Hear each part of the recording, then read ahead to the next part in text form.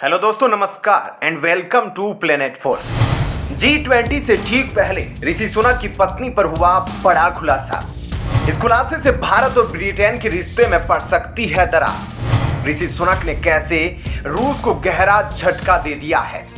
जी हाँ दोस्तों, G20 सम्मेलन भारत में जल्दी शुरू होने वाला है। ऐसे में G20 देश को लेकर भारत बहुत उत्साहित है, लेकिन उससे भी ज्यादा उत्साहित भारत ब्रिटेन को लेकर है, क्योंकि ऐसा माना जा रहा है कि भारत और ब्रिटेन इस G20 में कुछ बड़े एग्रीमेंट साइन कर सकते हैं। लेकिन दोस्तों, माना जा रहा है कि भारत और ब्रिटेन के बीच होने वाले इस एग्रीमेंट यानी कि फ्री ट्रेड एग्रीमेंट पर ग्रहण लग चुका है। यह ग्रहण किसी और की वजह से नहीं, बल्कि उनकी पत्नी की वजह से ही है। G20 में शामिल होने पहली बार भारत आ रहे थे ऋषि सुनक, लेकिन बीच में उनकी पत्नी की वजह से एक बहुत बड़ा मामला फंस गया है।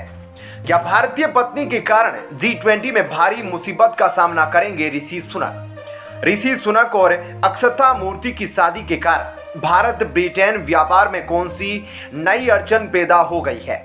कैसे ब्रिटेन के टैक्स मामले में फंसती जा रही है ऋषि सुनक की पत्नी अक्षता मूर्ति? कैसे इंफोसिस की वजह से भारत ब्रिटेन ट्रेड डील को लग सकता है झटका? आइए जानते हैं।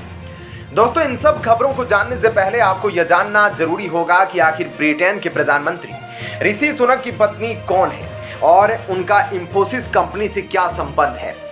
तो दोस्तों, ब्रिटेन के प्रधानमंत्री ऋषि सुनक की जो पत्नी है वे इंफोसिस के को फाउंडर यानी कि इंफोसिस कंपनी के मालिक नारायण मूर्ति की बेटी है।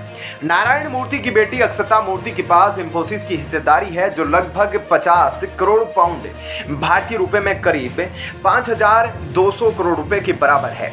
यह अक्षता मूर्ति को ब्रिटेन की सबसे अमीर महिलाओं में से एक बनाता है और वह इस समय ब्रिटेन की टॉप 5 अमीर महिलाओं में से एक है। अब उनकी यही अमीरी भारत और ब्रिटेन के बीच होने वाले फ्री ट्रेड एग्रीमेंट की रुकावट बन रही है। दोस्तों, फ्री ट्रेड एग्रीमेंट के दोनों देशों के बीच कई नियमों और टैक्स सिस्टम को आसान बनाया जाता है ताकि एक दूसरे के साथ व्यापार को बढ़ावा दिया जा सके। अब समस्या यहाँ पर यह आ रही है कि ऋषि सुनक अपनी पत्नी की वजह से ब्रिटिश संसद के निशाने पर है। एक रिपोर्ट के मुताबिक ब्रिटिश संसद के हाउस ऑफ कॉमन्स की कारोबार एवं व्यापार चयन समिति ने ऋषि सुनक को उनकी पत्नी के वित्तीय हितों को लेकर ट्रांसपेरेंसी के साथ जानकारी देने के लिए बुलाया था। ब्रिटिश संसद की इस समिति का कहना है कि इस समझौते से इंफोसिस को अच्छा खासा फायदा होने वाला है। समिति ने सुनक को इस व्यापार समझौते की बातचीत से खुद को अलग रहने की सलाह दी है, क्योंकि ऋषि सुनक यहाँ हितों के टकराव की स्थिति में है और प्रधानमंत्री पद पर रहने वाले व्यक्ति को ऐसी स्थिति से बचना चाहिए। आखिर क्या है भारत ब्रिटेन के बीच का वीजा कंट्रोवर्सी? ऋषि सुनक की अपोजिशन लेबर पार्टी ने उनकी पत्नी पर कौन से बड़े गंभीर आरोप लगाए हैं?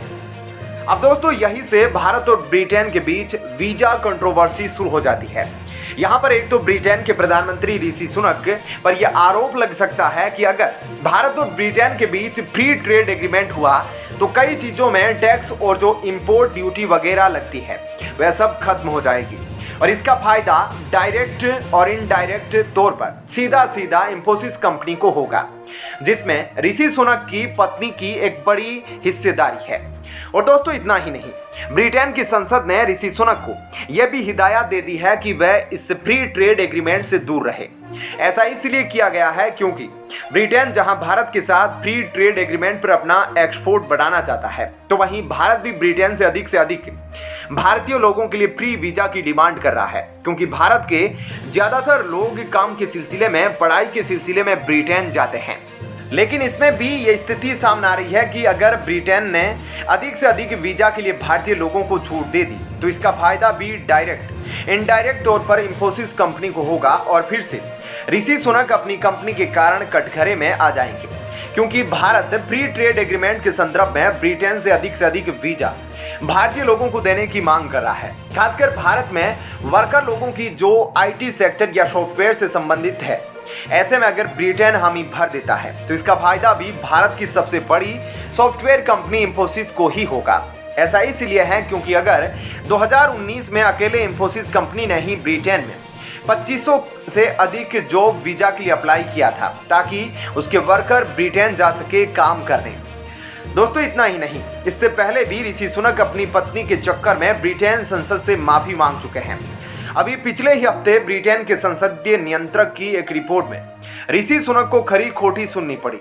रिपोर्ट में यह कहा गया कि ऋषि सुनक अनजाने में ही सही, लेकिन चाइल्ड माइंडिंग फर्म कोरू किड्स में अपनी पत्नी अक्षता मूर्ति की हिस्सेदारी का उचित ब्यौरा देने में असफल रहे हैं और इस फर्म को सरकार की बजट नीति से फायदा पहुंचा है। इसलिए हालांकि इस मामले में ऋषि सुनक की ओर से माफी मांग ली गई और यह केस रफा दफा हो गया।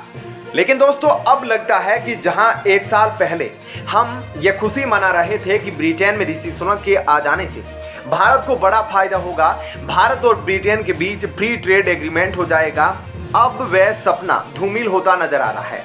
क्योंकि अब ऋषि सुनक की पत्नी ही और उनकी कंपनी के भारत से संबंध ही भारत और ब्रिटेन के फ्री ट्रेड एग्रीमेंट में बड़ी बाधा बने हुए हैं। आज हालत यह है कि सॉफ्टवेयर इंडस्ट्री में इंफोसिस का इतना नाम है कि ब्रिटेन कोई सी भी नीति ले आए, टैक्स बेनिफिट ले आए, आर्थिक मदद ले आए, कहीं ना कहीं वह इनडायरेक्टली और डायरेक्टली सीधा फायदा इंफोसिस कंपनी को पहुंचाएगी और ऋषि सुनक की कंपनी को फायदा होगा ही होगा। अब भारत के साथ सीधी बात है, भारत चाहता है कि उसके लोगों को वर्कर वीजा दिया जाए। अगर ब्रिटेन भारत जैसी बड़ी मार्केट में अपनी पहुंच चाहता है तो उसे भी कुछ सैक्रिफाइस करने होंगे। अब यदि ब्रिटेन भारत की बात मान लेता है और भारत के लोगों को अधिक वीजा देने के लिए तैयार हो जाता है तो उसमें कोई ऋषि सुनक की गलती थोड़ी ही है। इंफोसिस बड़ी कंपनी है और उसके सॉफ्टवेयर इंजीनियर अक्सर बाहर के देशों में काम करने जाते हैं तो वर्कर वीजा की जरूरत पड़ेगी ही। क्या हुआ था जब अक्षता मूर्ति आई थी भारत, उन्हें जयशंकर ने क्यों अपने बगल में खड़ा कर लिया था? दोस्तों इसी साल अप्रैल महीने की बात है जब अक्षता मूर्ति की माताजी सुधा मूर्ति को भारत सरकार ने पद्म भूषण सम्मान से सम्मानित किया था। इस समारोह में सुधा मूर्ति का परिवार भी आया था और उनकी बेटी भी आराम से बिना किसी दिखावे के पीछे की सीट पर बैठी थी, जो कि फर्स्ट लेडी थी।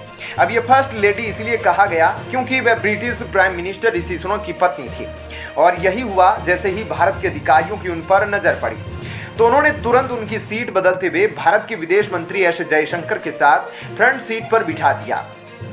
अब दोस्तों सोचने वाली बात यह है कि क्या ऋषि सुनक की पत्नी अक्षता मूर्ति और उनके फादर की कंपनी जिसमें उनकी भी हिस्सेदारी है यानी कि इंफोसिस और उनका भारत से संबंध, क्या भारत और ब्रिटेन के बीच सच में एक फील्ड ट्रेड एग्रीमेंट साइन करने में रुकावट है? क्या हर बार हितों का टकराव हो रहा है? इस पर ब्रिटेन को सोचना होगा, ब्रिटेन की संसद को सोचना होगा कि बिना प्रधानमंत्री के कोई भी फ्री ट्रेड एग्रीमेंट साइन नहीं होता। बेशक से ब्रिटेन की संसद जांच समिति बिठाए, सारी जांच की जाए, लेकिन फ्री ट्रेड एग्रीमेंट अगर साइन होगा तो उसमें ब्रिटेन के प्रधानमंत्री की मौजूदगी होना जरूरी है। ऐसे में हर बार भारत और ब्रिटेन के बीच फ्री ट्रेड एग्रीमेंट को यह कहकर कैंसिल नहीं किया जा सकता कि ब्रिटिश प्रधानमंत्री का हितों का टकराव चल रहा है, वह उनकी पत्नी के कारण है। हालांकि दोस्तों आपकी इस मुद्दे पर क्या राय है? आप अपनी राय हमें कमेंट बॉक्स में लिखकर दे सकते हैं। जय हिंद, जय भारत।